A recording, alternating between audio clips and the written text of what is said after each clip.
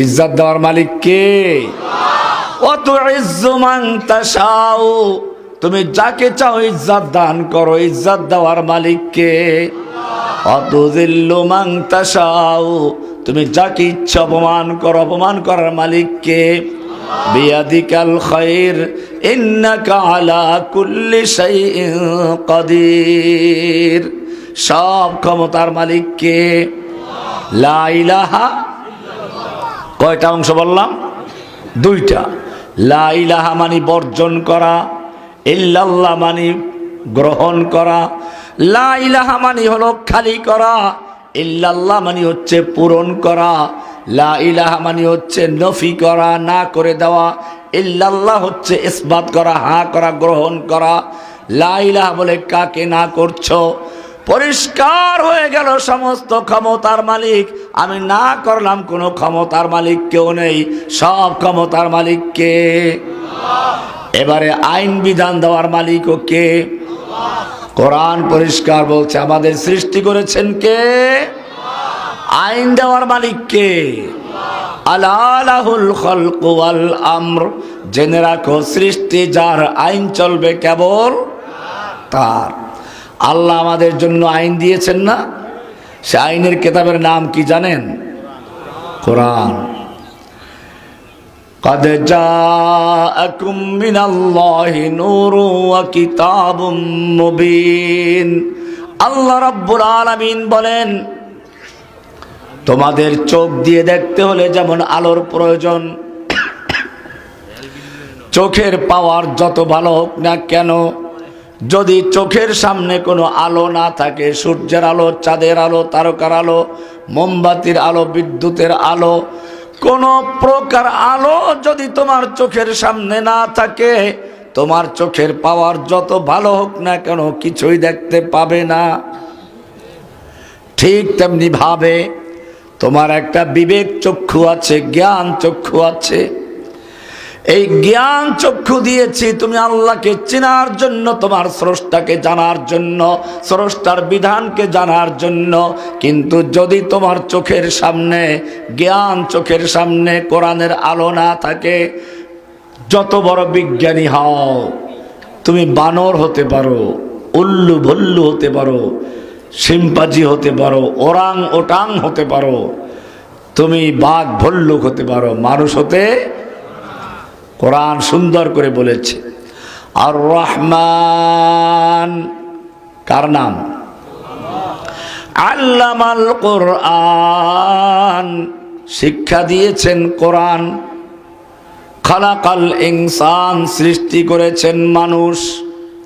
উল্টো হয়ে গেল না? আল্লামাল কোরআন আগে, খালাকাল ইনসান পরে, অথচ মানুষ দুনিয়াতে সৃষ্টি হয় আগে, কোরআন শিখে পরে মক্তবে গিয়ে শিখে। উল্টা হয়ে গেল। ও রব্বুল আলামিন, আমরা তো মানুষ হিসেবে দুনিয়াতে আসি আগে, কোরআন শিখি পরে। আর তুমি তো বললে আল্লামাল কোরআন আগে, খালাকাল ইনসান পরে। আল্লাহ রাব্বুল আলামিন বলছেন না আমি ভুল করি নাই, ভালো করে বুঝে দেখো।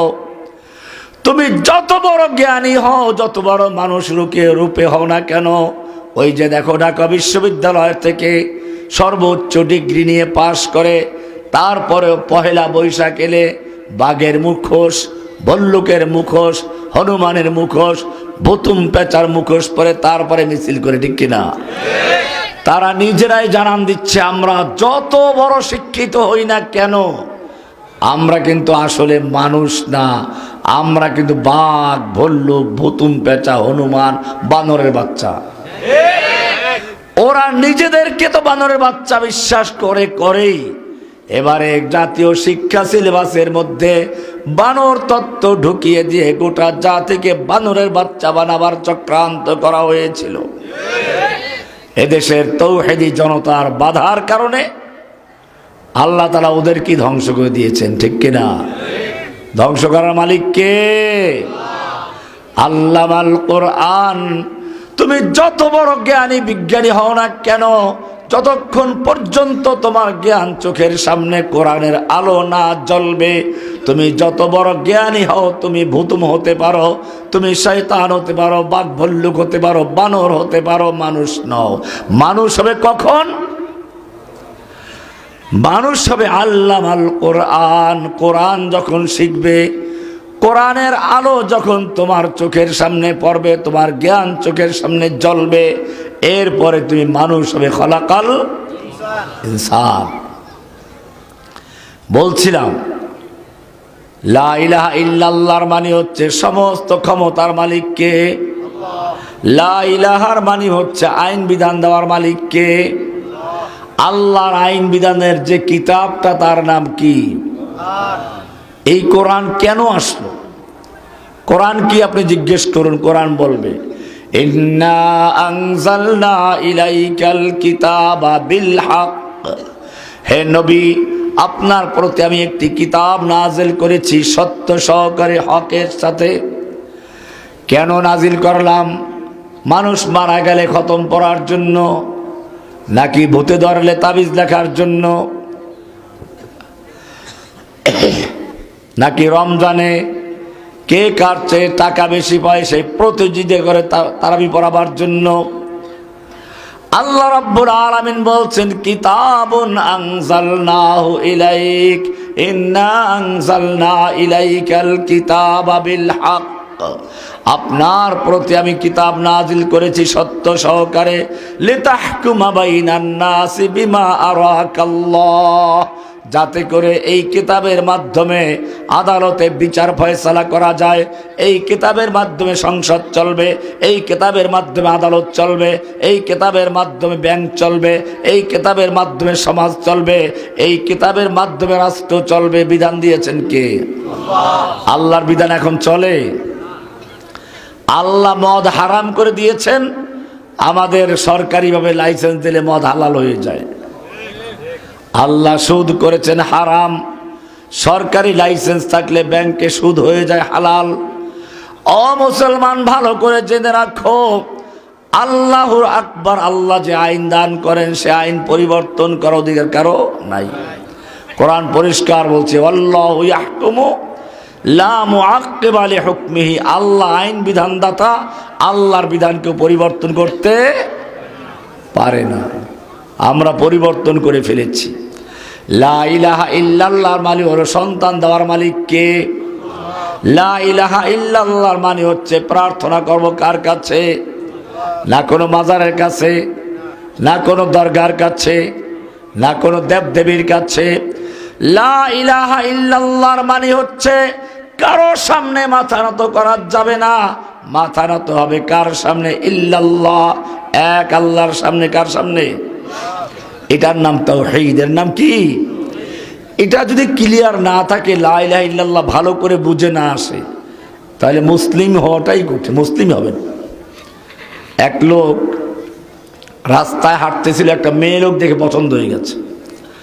মেয়ে লোকটাকে ধরে নিয়ে আসলো ঘরে, ওযু করাইলো, গোসল করাইলো, যায় নামাজ বিছিয়ে নামাজ পড়াইলো, রোজা রাখায়, হজ করায়, যাকাত দেওয়া, তাহাজ্জুদও পড়ায়, কঠোর শরিয়া মেনে ঘর সংসার করে। কিন্তু তাকে বিয়ে করে নাই। কি করে নাই? কি করে নাই? বিয়ে করা ছাড়া এই কঠিন ঘর সংসার করার অর্থ আছে? আগে বিয়ে করতে হবে। আগে কি করতে হবে? বিয়ে করা ছাড়া এই জায়নামাজ বিছানো, তাসবিহ তাহলিল করা, কোরআন পড়া, তাহাজ্জুদ পড়া যেমন কোনো অর্থ নেই, ঠিক তেমনি ভাবে বুঝে শুনে লা ইলাহা ইল্লাল্লাহর সাক্ষী না দেওয়া পর্যন্ত একজন লোক ইসলামে প্রবেশ করে না। এই কারণেই কোরআন বলছে ফা'লাম আন্নাহু লা ইলাহা ইল্লাল্লাহ, সূরা ফাতহ এর আয়াত। ফা'লাম আন্নাহু লা ইলাহা ইল্লাল্লাহ, তুমি যদি লা ইলাহা ইল্লাল্লাহ তোমার ক্লিয়ার না থাকে, এই বিশ্বাস যদি তোমার পূর্ণ না থাকে, তুমি যা কিছু করো সব জিরো জিরো জিরো, শূন্য। আপনি এই ময়মনসিংহের থেকে শূন্য লিখতে লিখতে ঢাকা পর্যন্ত লেখলেন, কোনো মূল্য আছে? আগে একটা এক লেখেন, এক, এবার এক শূন্য দিলে কত হবে? আর এক শূন্য, আর এক শূন্য, আর এক শূন্য। এরকম এখন শূন্য যত বাড়বে একের মূল্য তত, ঠিক তেমনি ভাবে লা ইলাহা ইল্লাল্লাহ যদি ক্লিয়ার থাকে, লা ইলাহার বিশ্বাস যদি পূর্ণ থাকে, এরপরে তুমি যা করো সব কিছু তোমার শূন্যের মতো মূল্য বাড়তে থাকবে। আর লা ইলাহা ক্লিয়ার না থাকলে সব এমনি শূন্য। লা ইলাহা ইল্লাল্লাহ ক্লিয়ার আছে, তোমার নরেন্দ্র মোদীর ভয় থাকবে না, সব ক্ষমতার মালিক কে? অমুসলিম ভালো করে জেনে রাখো, আল্লাহর রাসূল সাল্লাল্লাহু আলাইহি ওয়াসাল্লাম তাই বললেন, ও আমার উম্মতরা শুনে রেখো, তখন তোমাদের সংখ্যা তো অনেক বেশি হবে, কিন্তু তোমাদের অবস্থা হবে গোসাউন কা গোসাইস সাইল, পানির উপরে তুফানের সময় ভাসমান খড়কুটা, কচুরি পানা, ময়লা আবর্জনার যে অবস্থা, তোমাদের ইমানের অবস্থা হবে সেরকম। তোমাদেরকে নরেন্দ্র মোদী চালাবে একরকম, চায়না চালাবে আর এক রকম, আমেরিকা চালাবে আর এক রকম, কুফাররা যেরকম ভাবে তোমাদেরকে যেদিকে নিয়ে যায় পানির স্রোতের মতো তোমরা সেদিকে ভেসে যাবে, তোমাদের কোনো ভিত্তি থাকবে না।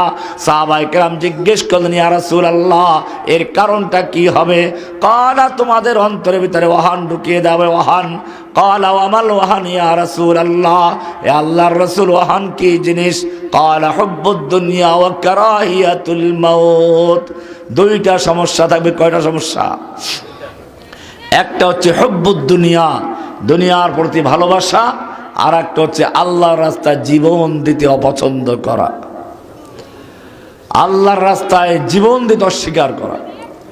আল্লাহর নবী নিজে ওহুদের যুদ্ধে লোহার পোশাক পরা, মাথায় লোহার টুপি, যুদ্ধ করার জন্য ময়দানে হাজির। একজন যুবক সাহাবী এসে বলছে, ইয়া রাসূলুল্লাহ এই আমার যৌবন, এই আমার শক্তি, এই আমার তারুণ্য, আমি যদি আল্লাহর রাস্তায় যুদ্ধ করতে করতে শহীদ হয়ে যাই আমার জন্য কি পুরস্কার রয়েছে? আল্লাহর নবীকে প্রশ্ন করছেন। আল্লাহর নবী বলছেন, তুমি কি সূরা তাওবার 111 নম্বর আয়াতটা পড়ো নাই? আল্লাহ তাআলা তোমাকে কি পুরস্কার দিবেন, কি সুন্দর করে বলেছেন, সুন্দর করে পড়ুন।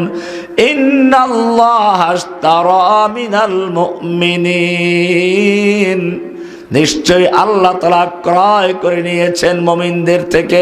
কে ক্রয় করে নিয়েছেন? কাদের থেকে? কি ক্রয় করেছেন? আনফুসাহুম ওয়া আমওয়ালাহুম, মুমিনদের জান এবং মাল ক্রয় করেছেন। কিসের বিনিময়ে? বিআন্না লাহুমুল জান্নাহ, জান্নাতের বিনিময়ে। কিসের বিনিময়ে? আমাদের জান মাল ক্রয় করেছেন কে? কিসের বিনিময়ে? বেচা কিনা করতে গেলে চারটা জিনিস দরকার। কয়টা জিনিস দরকার? একজন ক্রেতা, একজন বিক্রেতা, একটা পণ্য, একটা মূল্য। কয়টা হলো? এবারে আয়াতটা সুন্দর করে দেখুন। আল্লাহ রাব্বুল আলামিন বলছেন, ইন্নাল্লাহা আশতারা, নিশ্চয়ই আল্লাহ ক্রয় করেছেন। ক্রেতা হচ্ছেন কে? ক্রেতা কে? মিনাল মুমিনিন, মুমিনদের থেকে ক্রয় করেছেন। বিক্রেতা হচ্ছে মুমিন। বিক্রেতা কারা? এবারে কি বিক্রয় করলো? আনফুসাহুম ওয়া আমওয়ালাহুম, মুমিনদের জান এবং মাল বিক্রয় করেছে। কার কাছে? কিসের বিনিময়ে? বিআন্না লাহুমুল জান্নাহ, জান্নাতের বিনিময়ে। এবারে প্রশ্ন, ও রাব্বুল আলামিন, আমরা যখন দোকানদার থেকে মাল কিনি, দোকানদারকে টাকা দিয়ে দেই, আমাদের কেনা জিনিসগুলো দোকানদার আমাদের থলিতে ভরে দেয়। ও রব্বুল আলামিন, তোমার কাছে আমরা আমাদের জানমাল বিক্রয় করেছি, তুমি আমাদের জানমাল ক্রয় করে মালিক বনে গেছো। আমরা আমাদের জানমাল তোমাকে কিভাবে হস্তান্তর করব, তোমার কাছে কিভাবে দিয়ে দিব? আল্লাহ রাব্বুল আলামিন বলছেন, ইউকাতিলুনা ফি সাবিলিল্লাহ, আল্লাহর রাস্তায় তোমরা যুদ্ধ করতে যাও। যুদ্ধের ময়দানে গিয়ে আমার ক্রয়কৃত জানমাল আমার কাছে হস্তান্তর করে দাও।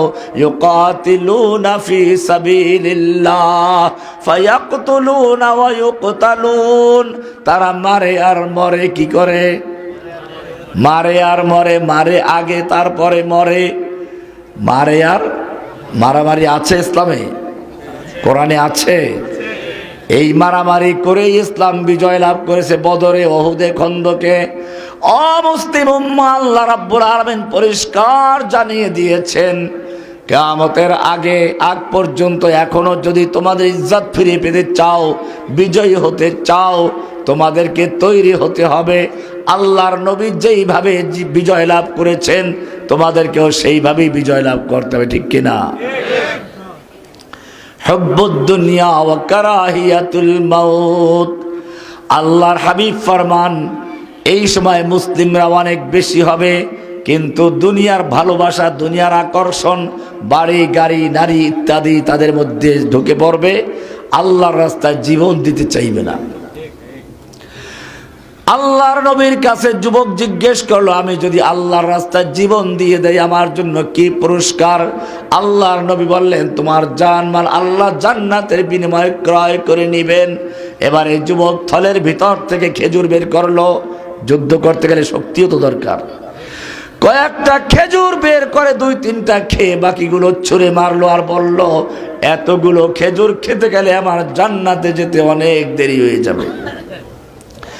তলোয়ার নিয়ে যুদ্ধের ময়দানে ঝাঁপিয়ে পড়ল। যেদিকে যাচ্ছে কাফেরদের লাশের স্তূপ করে দিচ্ছে।